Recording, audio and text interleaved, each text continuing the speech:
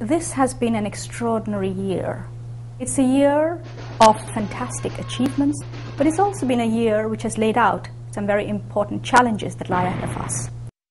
But before I get into that, I want to thank you all, my friends in Amnesty, activists, colleagues, with whom I have worked, and together we have done some fantastic things. The creativity and ingenuity of our activists never cease to surprise me. You know, on our Control Arms campaign, we actually had a rickshaw stunt in the middle of New York.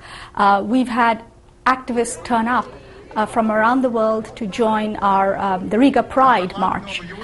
We've had people dream up of the most fantastic ways of marking the 60th anniversary of the Universal Declaration of Human Rights. We had events in 100 countries around the world. People firing up, as we called it, but firing up with energy, with creativity, with courage to stand up for human rights.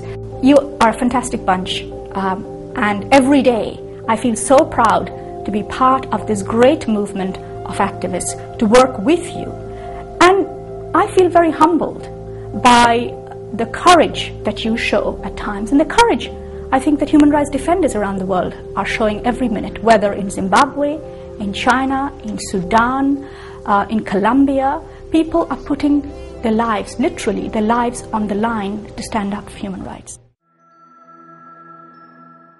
Think of the Beijing Olympics and how we drew attention to the human rights situation in China, from Sydney to San Francisco, from Bangkok to London. Our activists were out there on the streets. We drew attention to the human rights situation there, and thanks to your hard work, we have engaged now in a way with the Chinese government that we've never been able to do before. And so we will keep up the pressure, we will keep up the dialogue, and we will continue to push to improve human rights in China, even if the Olympic torch has moved on.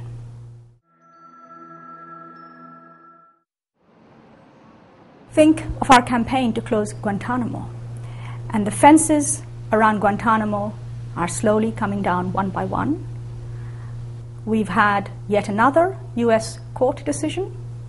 We've had more detainees released from Guantanamo, and we've recently had a statement by the President that he will close Guantanamo in the next 2 years. That's a great achievement, and one of which we can all be proud. Our campaign for an arms trade treaty is going from strength to strength. We are definitely on the path to success.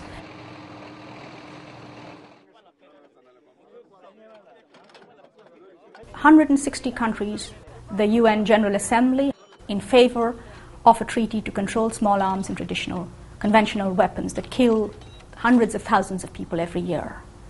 The UN General Assembly has also once again adopted a universal moratorium against the death penalty, and we are converting that call into concrete action on the ground. Our activists in Asia, particularly youth activists, are working very hard in countries like India to bring an end to executions. Our campaign to stop violence against women has transformed Amnesty.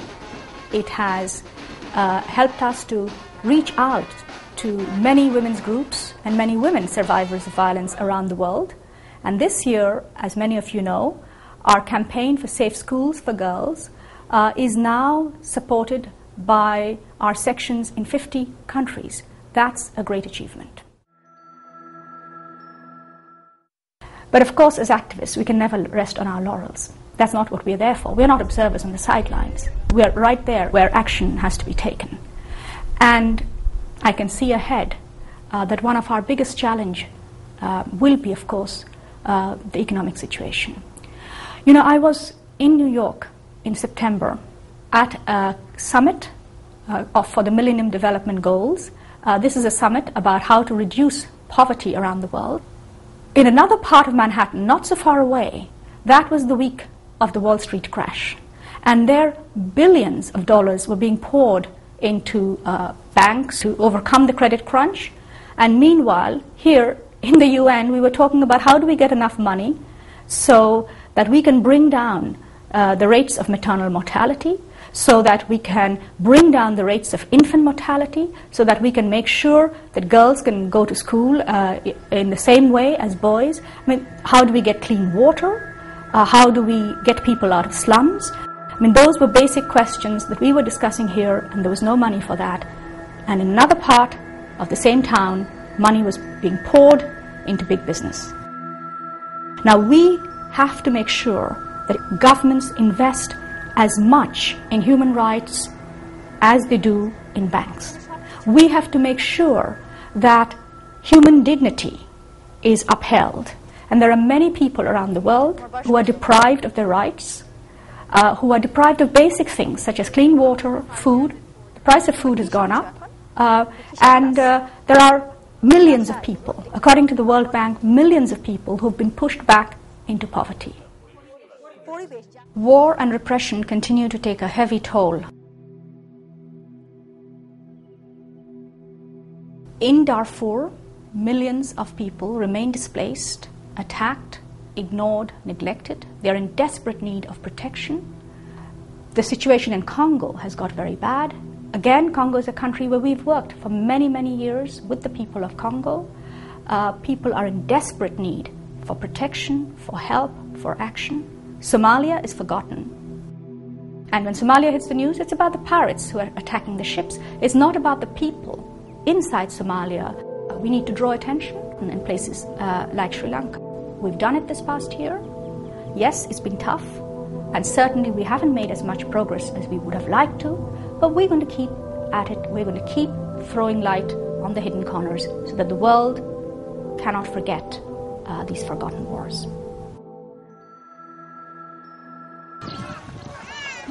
And of course, the carnage that took place in Mumbai, in India, remind us that the issue of security and human rights remain very alive. Terrorist attacks remain a major threat to human rights, and how governments respond to terrorism will obviously also have a huge impact on human rights. And in a world in which there is great mobility, people continue to move looking for work, we will also have challenges of how to protect people who are being exploited by that system, people who are being trafficked, migrants who are caught in irregular situations, asylum seekers who are not recognized. There is a black hole in which many people are being plunged. People whose rights are forgotten, who are not recognized by the law, who are sometimes treated as criminals even though they have committed no crime. Those are the kinds of people for whom we in Amnesty International have always stood up. This is a challenge that we will take up with our campaign on human dignity, because poverty is not just about not having enough money. It is about discrimination. It is about insecurity.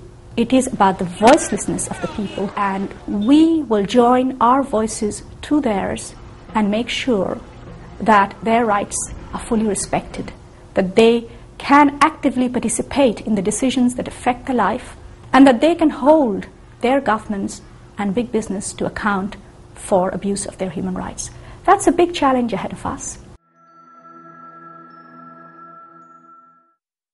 There is a lot for us to do. It's going to be tough times. It's in tough times that we in Amnesty will have to show leadership in the human rights movement. We have to grab the opportunities, we have to stand up to the challenges and make a difference. And I think we will make a difference because of your hard work, because of your energy, because of your courage and your creativity. People around the world are standing up for their rights. We in Amnesty stand with them as we have stood in the past. And we look ahead with hope, with courage, with creativity, and with determination. We're a great bunch. We're not scared, and we're not going to give up. We'll work together.